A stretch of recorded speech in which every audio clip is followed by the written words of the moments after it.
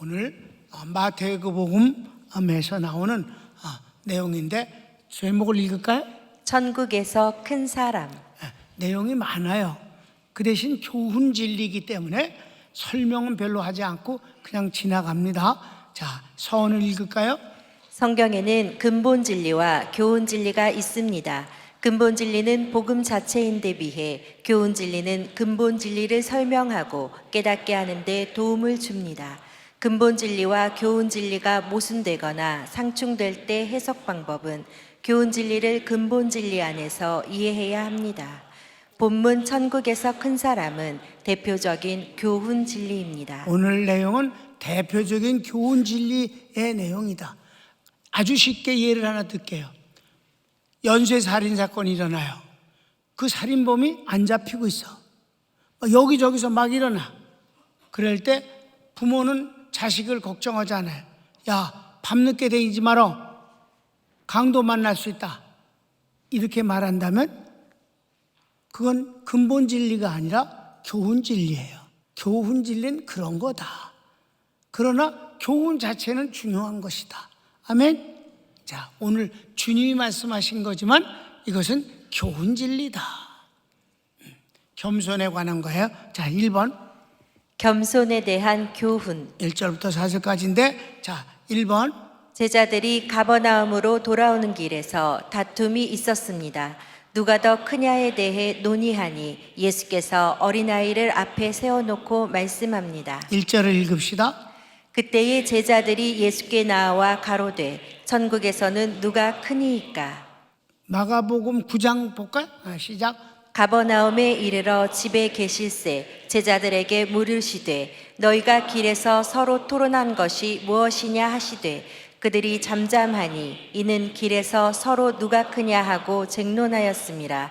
예수께서 앉으사 12제자를 불러서 이르시되 누구든지 첫째가 되고자 하면 무사람의 끝이 되며 무사람을 섬기는 자가 되어야 하리라 하시고 어린아이 하나를 데려다가 그들 가운데 세우시고 안으시며 제자들에게 이르시되 누구든지 내 이름으로 이런 어린아이 하나를 영접하면 곧 나를 영접함이요 누구든지 나를 영접하면 나를 영접함이 아니요 나를 보내신 이를 영접함이니라. 아멘.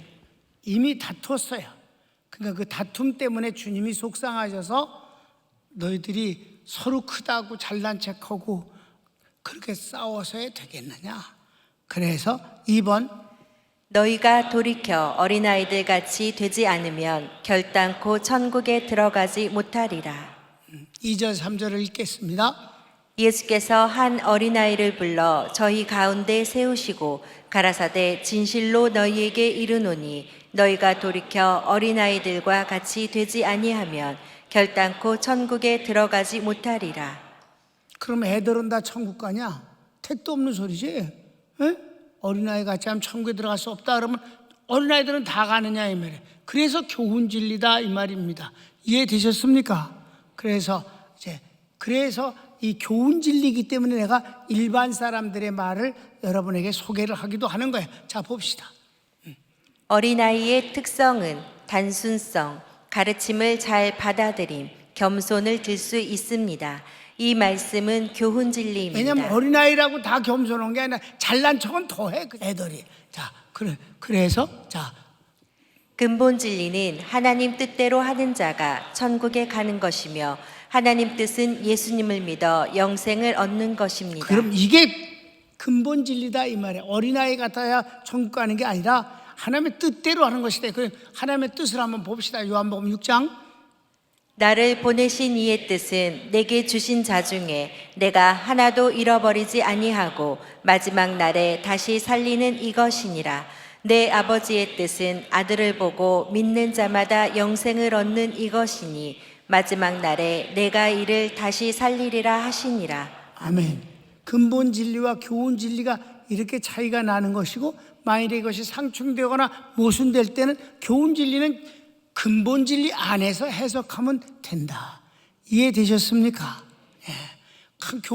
그래서 교훈 진리하고 근본 진리가 막 싸우고 그렇게 해선 안 된다 이 말이에요. 교훈 진리가 가치 없는 건 아니에요. 그러나 이 땅에 살아가면서 교훈 진리는 아주 유익하지만은 근본 진리 안에서 해석돼야 된다. 나는 여러분에게 50년 동안 목회하면서 설교 시간에 교훈 진리를 하느라고 시간을 빼앗긴 적이 한 번도 없습니다. 윤리 설교를 한 적이 없어요. 우리는 근본 진리를 전하기에도 시간이 부족하기 때문입니다. 복음 자체는 근본 진리입니다. 자, 그 다음 가로치고 3번. 자기를 낮추는 자가 천국에서 큰 자니라. 4절을 읽읍시다. 그러므로 누구든지 이 어린아이와 같이 자기를 낮추는 그이가 천국에서 큰 자니라. 천국에서 큰 자가 진짜 그럴까요? 그래서 겸손에 대해서 조금 뭐 이런저런 사람들이 말한 게 있어요. 시작. 신앙생활에서 겸손은 중요한 덕목입니다. 뭐 어거스틴이 그런 말을 했어. 또 하나는 겸손에는 말, 행동, 마음에서 나타낼 수 있습니다. 말과 행동은 어렵지 않지만 위선이 문제입니다. 마음의 겸손이 진정성 있는 겸손입니다. 또 뭐 예수 믿는 유명한 학자 브루스라는 사람이 이런 말을 했어요. 겸손에 관한 거예요. 뭐 들어서 좋은 소리니까 어차피 교훈 진리니까 사람 얘기를 내가 인용을 했다 이 말이에요. 평소에 내가 사람 말 절대로 인용하지 않잖아. 주님 말씀만 전하지. 그렇습니까? 교훈 진리니까 괜찮은 말이라서 소개를 했다. 그러면 근본 진리는 뭔데? 천국에서 큰 자는 시작. 근본 진리는 주님께 이익을 남기는 자가 천국에서 큰 자입니다. 그럼 어디 진짜 그런 건지 고린도전서 아주 유명한 말씀이에요. 자, 시작. 만일 누구든지 금이나 은이나 보석이나 나무나 풀이나 지프로 이 터 위에 세우면 각 사람의 공적이 나타날 터인데 그날이 공적을 밝히리니 이는 불로 나타내고 그 불이 각 사람의 공적이 어떠한 것을 시험할 것임이라. 만일 누구든지 그 위에 세운 공적이 그대로 있으면 상을 받고 누구든지 그 공적이 불타면 해를 받으리니 그러나 자신은 구원을 받되 불 가운데서 받은 것 같으리라. 아주 이게 고린도 3장에서 나오는 말씀인데 장차 천국에서 하나님께서 우리가 각 사람이 살아난 것에 대해서 마지막 결산을 하시는 장면이 보이는 거예요. 바울이니까 이런 걸 본 거예요. 미리 보여주신 거예요. 비밀을. 그러니까 각 사람마다 그 공력을 뭘로 시험을 하냐면 마치 집을 지은 것 같다 이 말이에요. 집. 여러분 집을 한 채를 보면은 집 안에는 집을 지을 때는 불에 타는 것도 있고 안 타는 것도 있잖아요. 그지? 그런데 이게 제가 일평생 지은 집입니다. 그러면 주님이 그래 천사 보고 그래 한번 그 공력이 얼마나 있는가 보자. 그럼 불로 거기를 태우는데 불로 태워지는 모든 것들은 육신을 위해서 산 부분들이에요. 우리는 하나님만을 위해서 살 수는 없는 거예요. 그렇습니까? 학교도 다니는 거고 직장도 다니는 거고 장사도 하고 뭐 이러면서 사니까 아주 많은 양을 내 육신을 위해서 살거나 자식을 위해서 살거나 그런 부분이 있어요. 그런 부분은 중요해. 그렇지만 그건 탄다 이 말이에요. 그런데 불 가운데서도 타지 않는 건 보석이에요. 금은 안 타. 보석은. 그럼 불이 다 타서 이제 재가 있는 가운데서 천사가 뒤지는 거예요. 거기서 불에 안 탄 보석, 금 같은 것을 거기서 갖다가 이것이 바로 남았습니다. 그러면 하나님이 그래 애썼다. 그 바로 불에 안 탄 공력, 금은 보석을 주님께서 상급을 주시는 가치로 여기신다. 아멘. 근데 어떤 놈 이런 놈도 있어. 불 가운데서 얻는 구원도 있느니라. 공력이 하나도 없어. 그 사람은 공력이 하나도 없을 땐 어떻게 냐 구원은 구원이야.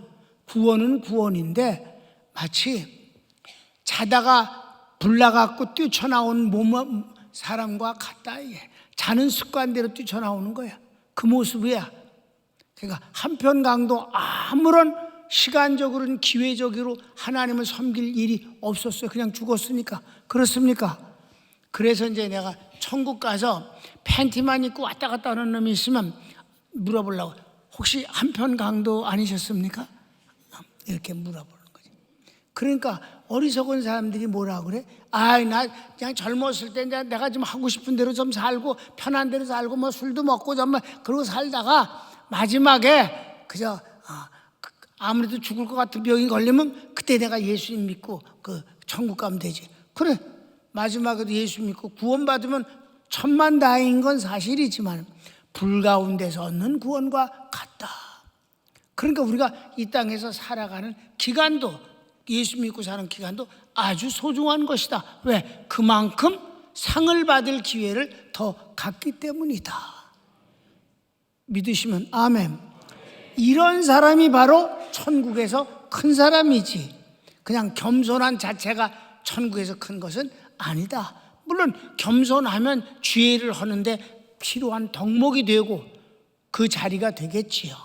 자, 그 다음 큰 2번. 내 이름으로 이런 어린아이를 영접하면 곧 나를 영접함이니. 겸손에 대한 말씀에 계속해서 5절. 또 누구든지 내 이름으로 이런 어린아이 하나를 영접하면 곧 나를 영접함이니. 그래요.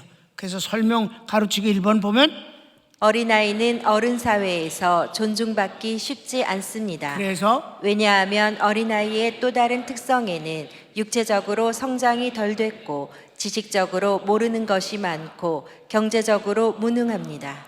그래서 어린아이들이 어린아이라고 그랬어요. 안에서 어린아이 같은 사람을 무시하지 말라는 거예요. 왜? 당연히 약간은 무시할 수밖에 없는 형편의 사람도 세상에 많아 있어. 그를 무시하지 말아라. 그 다음에 보면 2번. 이와 같은 약자를 평등하게 대접하는 것이 주님을 공개하는 것과 같다는 말씀입니다. 그래요. 그래서 겸손이란 단어가 나오는데, 겸손이란 단어는 수평되게 함으로 형평성을 잃지 않는 것입니다. 레벨 위주라고 그래. 똑같이 대하라. 없는 사람을 없이 여기거나 멸시하거나 괄시하지 말라. 그냥 같이 대하라. 우리 평강교회 진짜 여러분 담임 목사는 진짜 차별하지 않고 같이 대합니다. 정말 드뭅니다.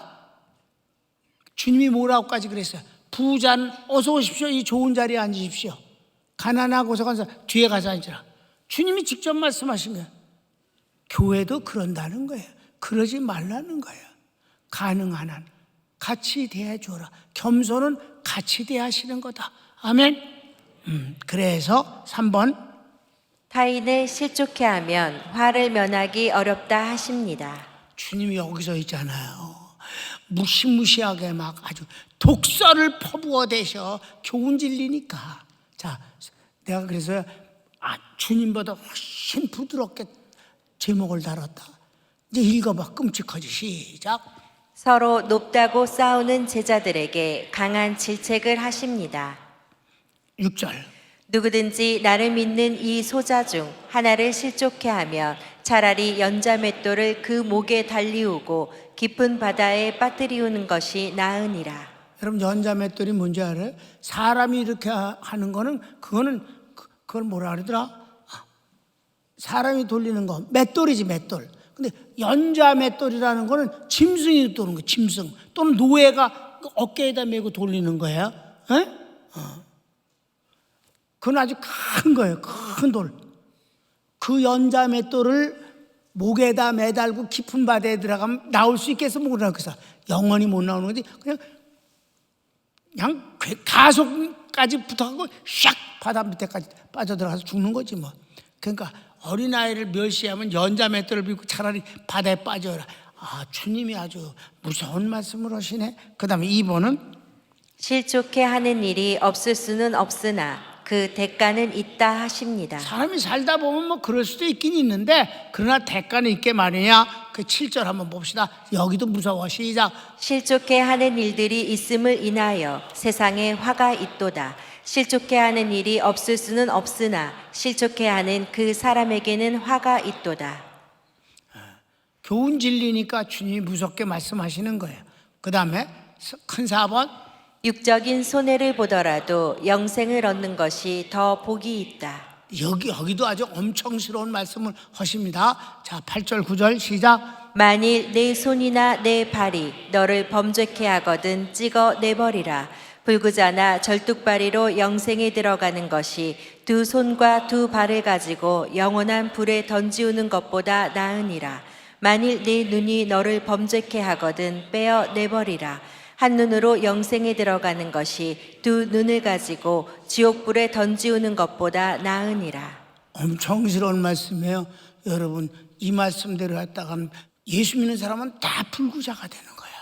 눈도 빼지고 손도 잘라지고. 여러분, 옛날에 유명한 부흥사가 하나 있는데 실제 있었던 얘기입니다. 있었던 얘기고 그 사람 그러고 살다 죽었어요. 부흥사인데 이 사람이 금식 기도를 했어요. 아주 결심을 하고.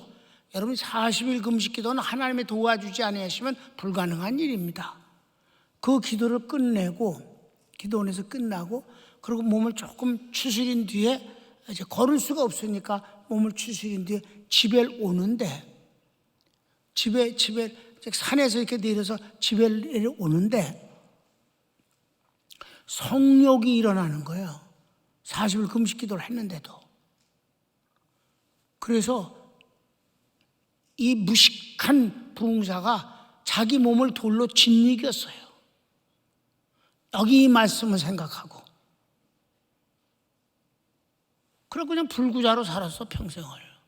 여러분, 짓이겨도 성욕은 성욕이 그대로 남아있는 거예요. 성욕은 하나님의 축복이에요. 식욕이 축복이고 성욕이 축복이고 명예욕, 남에게 칭찬을 듣고 싶어하는 것 축복입니다. 아멘. 성공에 대한 욕심, 이것도 축복입니다. 그걸 잘못 쓰니까 그게 죄가 되는 것이지 하나님이 그거 욕망을 주지 않으면 살 수가 없는 거예요. 여러분, 식욕이 떨어지면 완전히 식욕이 떨어지면 진짜 아무것도 못 먹습니다. 목에 넘어가질 않는다고 그래요. 완전히 식욕이 떨어지잖아요. 일주일 정도에 죽습니다. 죽을 때 그렇게 되는 거예요. 식욕이 떨어지는 거예요. 식욕은 하나님의 축복임을 아시기 바랍니다. 그러니까 여기서 말이에요. 손이 범죄하면 떼그닥 잘라버리고 이게 남는 게 없어. 나중에는 거짓말하면 이거 어떻게 혀를 잘라야지. 지나갑시다. 5번. 약자를 업신여기지 말라. 약자도 주님의 소중한 성도로 그들을 구원하심은 주님의 기쁨입니다. 자, 가로치기 1번. 약자를 업신여기면 하나님이 아십니다. 다 알고 계신다는 거 10절 읽읍시다. 삼가 이 소자 중에 하나도 업신여기지 말라. 너희에게 말하노니 저희 천사들이 하늘에서 하늘에 계신 내 아버지의 얼굴을 항상 배옵느니라. 하나님이 아시니까 그러지 말라. 2번. 양 99마리를 놓아둔 채 잃어버린 양 한 마리를 찾는 것이 목자의 마음입니다. 성경을 읽읍시다. 너희 생각에는 어떻겠느뇨? 만일 어떤 사람이 양 100마리가 있는데 그 중에 하나가 길을 잃었으면 그 99마리를 산에 두고 가서 길 잃은 양을 찾지 않겠느냐? 그럼 이게 바로 양을 사랑하는 목자의 마음인 거예요. 양 99마리 그대로 내버려 둔 채 방치한 채 한 마리를 찾으러 막 온 산을 헤맨다 이 말이에요. 그 다음에 3번. 잃은 양을 찾았을 때의 기쁨이 99마리의 양을 소유한 기쁨보다 큰 것이 목자의 마음입니다. 성경을 읽읍시다. 진실로 너희에게 이르노니 만일 찾으면 길을 잃지 아니한 99마리보다 이것을 더 기뻐하리라. 그게 목자의 마음이다 이 말이에요. 99마리를 소유한 기쁨도 크지만 잃어버린 양을 찾았을 땐 그보다 더 기쁨이 클 수도 있다 이 말이에요. 근데 내가 하나님 앞에 어린 나이 때 아주 회개한 적이 있어요. 이렇게 하도 기뻐서 3마리를 잡아먹었다. 내가 농담으로 그 말을 했거든. 야, 한 마리 잃어버린 놈을 찾았네. 우리 3마리는 잡아먹 파티를 하자. 그래서 3마리 잡아먹었다고 내가 그렇게 말을 했어. 그런데 내가 하나님 앞에 얼마나 회개를 했는지 말도 못해. 근데 뭐 잡아먹을 수도 있는 거지 뭐. 6번 읽읍시다. 6번. 소자 중 하나도 잃어버리지 않는 것이 하나님의 뜻입니다. 하나님의 마음을 우리가 이해하는 거지 먹고 안 먹는 게 문제가 아니잖아, 그지? 예, 하나님의 마음은 그런 마음이시다. 그러니까 교훈 진리다 이 말이야. 자, 14절 읽을까요? 이와 같이 이 소자 중에 하나라도 잃어지는 것은 하늘에 계신 너희 아버지의 뜻이 아니니라. 아멘. 자, 결어를 읽겠습니다. 하나님께서 겸손한 자는 축복하시고 교만한 자는 미워하십니다. 자, 성경을 읽을까요? 그러나 더욱 큰 은혜를 주시나니 그러므로 일러스되 하나님이 교만한 자를 물리치시고 겸손한 자에게 은혜를 주신다 하였느니라. 아멘. 그 다음 마무리 짓겠습니다. 겸손이 같이 되는 마음이라면 겸손의 주인공은 우리 예수님입니다. 하나님이신 주님께서 사람과 같이 되셔서 죄와 저주를 대신 받으셨습니다. 성경을 읽을까요? 정말 겸손이죠. 시작. 그는 근본 하나님의 본체시나 하나님과 동등됨을 취할 것으로 여기지 아니하시고 오히려 자기를 비워 종의 형체를 가지사 사람들과 같이 되셨고 사람의 모양으로 나타나사 자기를 낮추시고 죽기까지 복종하셨으니 곧 십자가에 죽으심이라. 이러므로 하나님이 그를 지극히 높여 모든 이름 위에 뛰어난 이름을 주사 하늘에 있는 자들과 땅에 있는 자들과 땅 아래에 있는 자들로 모든 무릎을 예수의 이름에 꿇게 하시고 모든 입으로 예수 그리스도를 주라 시인하여 하나님 아버지께 영광을 돌리게 하셨느니라. 아멘. 이게 근본 진리입니다. 그래서 교훈 진리에 대한 말씀을 우리가 공부하면서 나는 마지막은 근본 진리로 마무리를 해야만 내 속이 편안해지어서 아주 속이 니글니글해서 콜라를 한 잔 먹어야 돼. 그래갖고 근본 진리로 마무리를 지었습니다. 여러분 마음도 좋습니까? 네. 오늘 마침 선교지에서 온 편지의 주인공이 바로 그가 이제 공부를 쭉 해온 사람이긴 한데 이 복음에 대한 깊이를 잘 못 깨닫고 그냥 공부만 한 거야. 그냥 공부 내용이 좋아서 공부만 했을 뿐이야. 근데 말씀의 사람, 성령의 사람이 되지 못한 것 때문에 너무 힘들었던 그의 형편이 부부가 다 몸이 많이 아파요. 그런데 하나님께서 참석하기 전날에 이런 아주 굉장한 꿈을 꾸게 하시고 그 꿈이 뭔 줄 몰랐다가 공부를 하면서 바로 이 교훈 진리 또는 일반 은총에 머물러서 그거 가지고 주의 일을 하면서 너무나도 실망감과 좌절감과 그리고 무능력을 체험하는 가운데서 하나님의 마음을 깨달았다 이 말입니다. 오늘 말씀과 잘 맞아떨어지는 것 같은 생각이 드네요. 그것 때문에 한 건 아니지만 어떻든 우연히 이렇게 맞아떨어졌어요. 손을 모읍시다.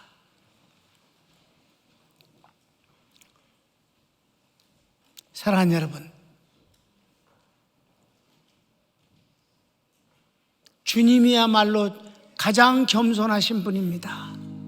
하나님이신 그분이 나와 똑같이 되셨고 내 안에서 지금 살고 계십니다.